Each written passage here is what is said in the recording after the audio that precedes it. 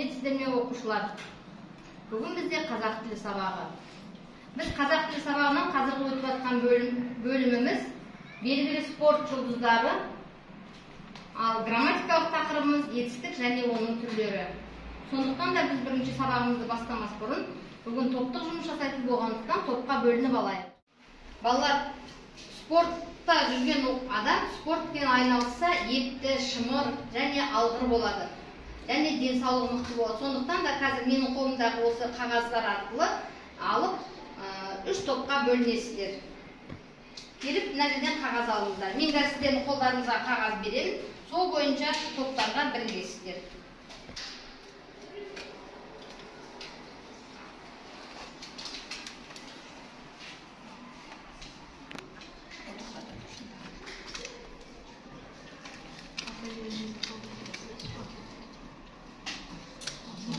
Мына қағазды өздеріңде болсын. Сабақтың соңында кері байланыс беруге керек болады. Елшілер деген қағаз алғандар мына топқа, бірінші топқа. Алғырлар деген қағаз алғандар екінші топқа. Шымырлар деген қағаз алған балалар үшінші топқа жайғасыңыздар.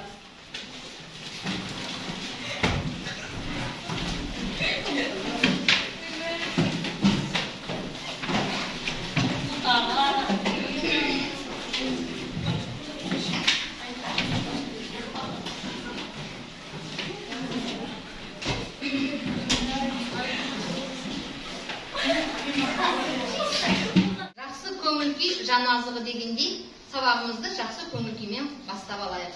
Онда топтар бір-бірімізге жақсы тілек, бүгінгі сабаққа жақсы көңіл-күй тілеп, бір-бірімізге тілек айтайық. Сабақта бәріне жақсы көңіл-күй тілеймін. Бәрі сәтті болсын. Бәрінде жақсы көңіл-күй болсын және жақсы тапсырыңдар. Бұл топтарға сәттілік тілеймін және өзіміздің топқа жеңісті тілеймін. Үйге берілген тапсырманы сұрайық. Үйге қандай тапсырма беріліп еді? Болымды, болымсыз етістіктер және біздің өтіп жатқан тақырыпқа байланысты белгілі спорт жұлдыздары бөліміндегі жақсылық үшкемпір туралы 5 тармақ өлеңін құрастырып жазып келуге берілген болады. Бірінші 5 тармақ өлеңін кімдер жазып келгенін сұрау үшін қазір кофе таяқшалар арқылы кім оқитынын анықтаймыз. Келесі оқушыны қазір кофе таяқшаларымен анықтайтын боламыз. Келесі оқушы Нұрбек. Үй жұмысы 5 тармақ. Жасыл Үшкемпіров, кілем күресінің палуаны, спорт шебері, әлем кубогының күміс жүлдегері, еңбек сіңірген спорт шебері. Жарайсың. Жақсы отыра ғой. Балалар, сабағымызды бастамас бұрын біз сабақтың тақырыбын ашып алайық. Ол үшін тақтадағы жасырынған сөздерді тауып, мақал-мәтелдерді оқимыз. Бірінші мақал-мәтелді сөзін кім табады? Мен табайын. Ал айта ғой. Шылықсай, шылыр баласы. Ал екіншісін асыл Кіші атасын танымас. дұрыс. Келесі мақал-мәтелді кім табады? Райлы, жығылсаң, жер көтереді. Жығылсаң, жер көтереді. Келесі мақал-мәтелдің сөзін кім табады? Белсендірек боламыз, кім оқиды? Келесі мақал-мәтелді. Балуанға оң терісі бірдей. Олай болса, бүгінгі сабағымыздың тақырыбы күш атасы қажымұқан, сабақты және салт етістік деп аталады балалар. Дәптерімізге жазып аламыз тақырыпты. Бүгінгі сабақта біз күш атасы қажымұқан, қазақтың кәсіпқой палуаны туралы мәліметтерді білетін боламыз. Тыңдалған мәтіннің мазмұнын түсіну, детальді ақпараттарды анықтау, етістіктің етіс түрлері, сабақты салт етістіктердің тіркесімдік мүмкіндігін ауызша және жазбаша тілдесім барысында қолдану. Осыдан шығатын біздің бүгінгі сабақтағы мақсатымыз мәтінді түсініп, тыңдалым мәтіннің тыңдай отырып, детальді ақпараттарды анықтаймыз. Және де сабақты салт етістіктерді меңгеріп, ережесін меңгергеннен кейін, соны тілдесім және жазылым барысында қолданатын боламыз. Мәтінді тыңдаймыз. Қазір біз тыңдалым тапсырмасын орындаймыз. Мәтінді тыңдап болғаннан кейін, мәтіндегі детальді ақпараттарды анықтап, органайзерге толтырамыз. Қазір түртіп алу әдісі бойынша мен оқыған мәтінді мұқият тыңдап, керек мәліметтерді өздеріңе түртіп алып отырыңдар. Қазақта күш атасы қажымұқан деген сөз кең тарап кеткен. Оның себебі де жоқ емес. 1883 жылы Ақмола облысы Қараөткел ауылында Мұқан атты сәби дүниеге келеді. Ол жасынан ақ ерен күшімен әр мезет ауылдастарын таңғалдырып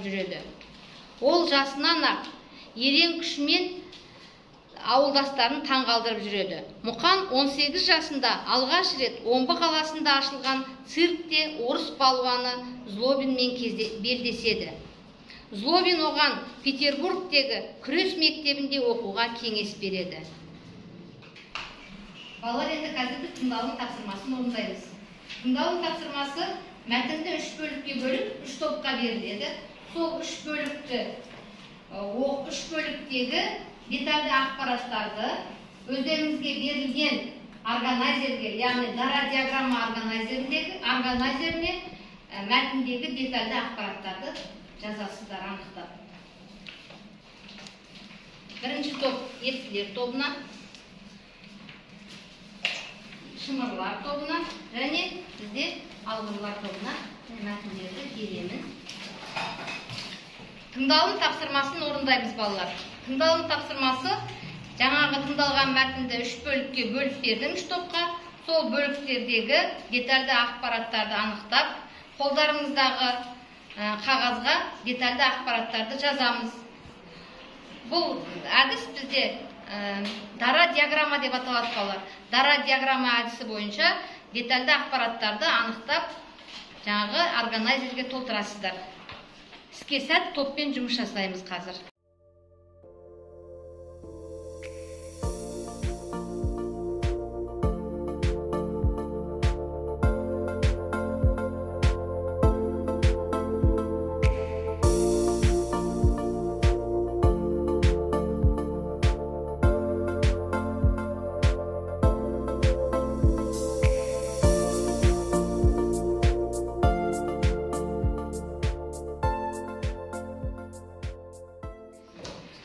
Сәйкестендіру кестесін толтырады.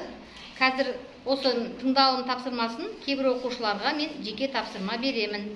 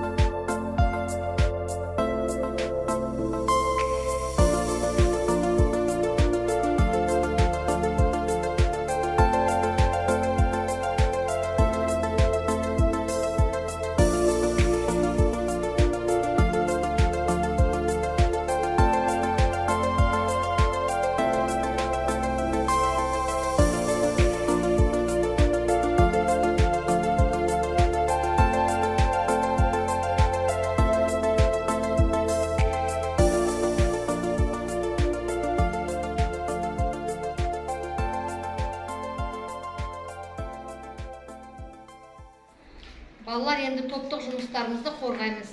Әр топ берілген тапсырма бойынша өздерінің тапсырмаларын айтады. Бірінші топ ептілер тобы. Біздің тақырып дара диаграмма. Детальді ақпарат. Қажымұқан 1883 жылы Мұқан дүниеге келеді. 18 жасында алғаш рет Омбы қаласына барады. Қаракел ауылында дүниеге келеді. Германияның Клин қаласында неміс палуан Генрих Веберді жеңіп алды. 18 жасында Злобиннің белдеді. 1913 жылы халықаралық жарыста алатын медальді жеңіп алды. Бұл екінші топтың дара диаграммасы. Чорный Иван атанды. 1927 жылы қазақ даласының батыры аталған. Никитинлар циркінде бірінші қажы атағымен күресті. 1911 жылы түріктің палуаны Нұрланы жықты. Нұрланы жақына үшін қажа аталынды. Үшінші топ шымырлар тобы. Бізге дара диаграмма детальді ақпараттарды жинауға берілді. Қажымұқан 1948 жылы 12 тамызда қайтыс болды. Ұлы атамыз Қажымұқан 100 000 сом ақшасына жасатты. Амангел Имановтың атын берген. Қажымұқан 148 алтын, күміс, қала медаль алған екен. Қажытай Шалабаев 120 рет жаугерлік тапсырма орындады. Жақсы, жарайсыңдар. Балалар, біз жаңа топтық жұмысты орындадық.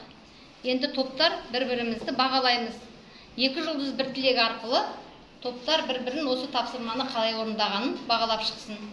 Үшінші топ өте жақсы тапсырмаларды орындады. Бірақ та бір тілегім, олар тағы да бір ақпарат қосуға болатын еді. Балғырлар тобы сабаққа өте күшті қатысты, белсенді отырды. Бірақ бір тілегім, жарты оқушы белсенді қатысты, ал жарты оқушы белсенді қатыспады. Біздегі келесі тапсырма жазылым тапсырмасы балалар. Сабақты және салт етістіктерді меңгеріп, осы тапсырманы орындайсыздар. Бұл жұптық тапсырма. Кесте бойынша бір бағанда зат есімдер берілген, екінші бағанда етістіктер берілген. Осы зат есімдерді етістіктермен байланыстырып дәптерге жазасыздар да, оның сабақты және салт етістік екенін ажыратасыздар. Жұртпен бірлесіп жұмыс жасаймыз да дәптерімізге орындаймыз.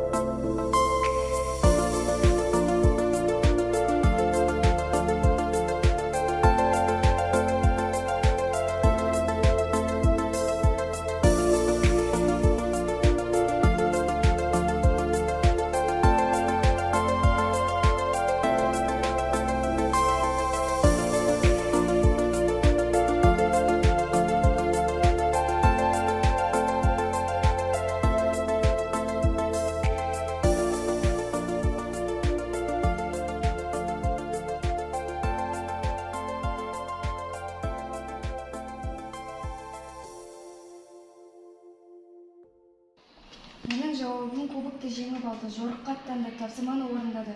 Кубокты жеңіп алды, салт етістік, жорыққа аттанды, салт етістік, тапсырманы орындады, сабақты етістік. Жақсы, отыра ғой. Менің жауабым күреске шықты, досымен сөйлесті, кітап оқыды. Күреске шықты, салт етістік, досымен сөйлесті, сабақты етістік, кітап оқыды, сабақты етістік. Жақсы, жарайсыз. Балалар, сабағымызды қорыта келе, бүгінгі сабақта үйренгенімізді, өзіміздің әрекетімізге баға бере отырып, оқу жетістік баспалдағы деген рефлексия парағына жазып жапсырамыз балалар. Өз ойымызды білдіреміз.